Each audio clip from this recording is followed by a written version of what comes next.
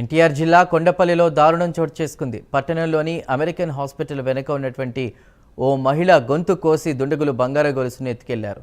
దీంతో భయాందోళనకు గురైన బాధితురాలు ఇంట్లో తలుపులు వేసుకుని ఉండిపోయింది.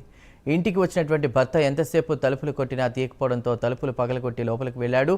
రక్తపు మడుగులో ఉన్నటువంటి భార్యను చూసి హుటాహుటిన ఆసుపత్రికి తరలించారు. ఈ ఘటనపై పోలీసులు కేసు నమోదు చేసి దర్యాప్తు చేస్తున్నారు. చిన్న జరిగి డోర్ తీయమ్మానంటే డోర్ తీసేసరికి ఆమె కట్ చేసింది. ఆమె పెన్ను పేపర్ ఇస్తే ఏదో రాస్తారు కింద, అర్థం కాలేదని పెన్ను పేపర్ ఇచ్చారు. ఇస్తే ఎవరో ఒకరు వచ్చారు, ఇట్లా కోసారు, గొలుసు లాక్కెళ్ళారు. భయం వేసి నేను డోర్లు వేసుకున్నా అని చెప్తున్నాను. పెన్ను పేపర్ మీద అయితే రాసింది.